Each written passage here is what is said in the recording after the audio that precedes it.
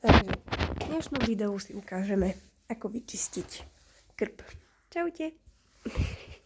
Že máme tu vysávačik. Najskôr si ho ideme povysávať.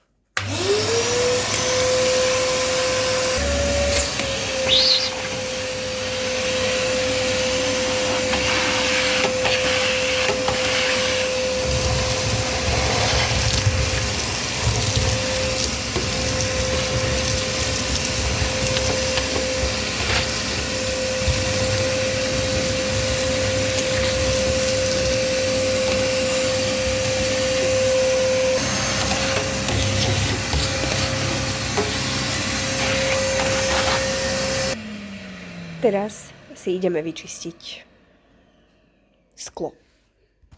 Takže existuje viac čističov, ja rada používam tento, pretože nesmrdí.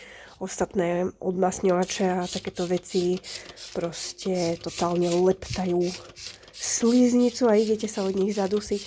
Takže toto je, keď to sklo nie je až tak hrozne brutálne zanesené, tak toto je fajn. Takže nechám si to trošku pôsobiť. No a keďže mi to hrozne steká dole, tak a nechcem, aby to stieklo úplne dole, tak si to takto ešte rozmastím všade. Tak, nezotriem to ešte úplne, len si to tak trošku rozmastím tam. OK.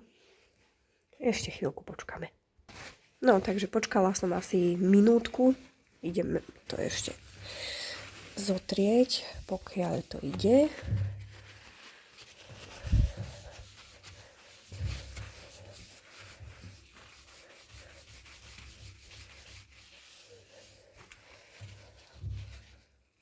Brutál.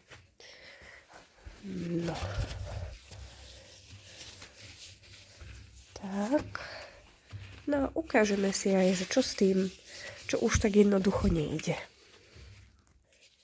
Takže mám tu takúto vecičku, volá sa to, že škrabka. No, už asi budem musieť vymeniť nožík. Ešte raz si trošku strieknem na tie miesta.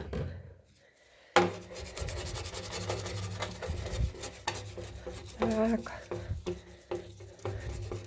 A proste bez nejakej obrovskej námahy to ide krásne dole.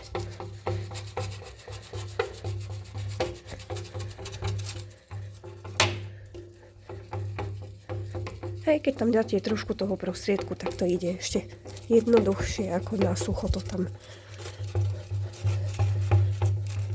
škrabať, takže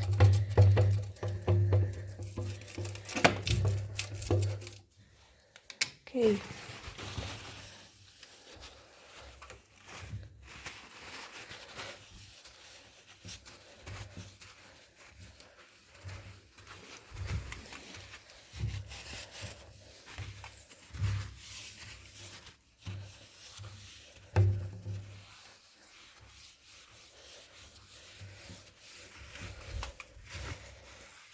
No.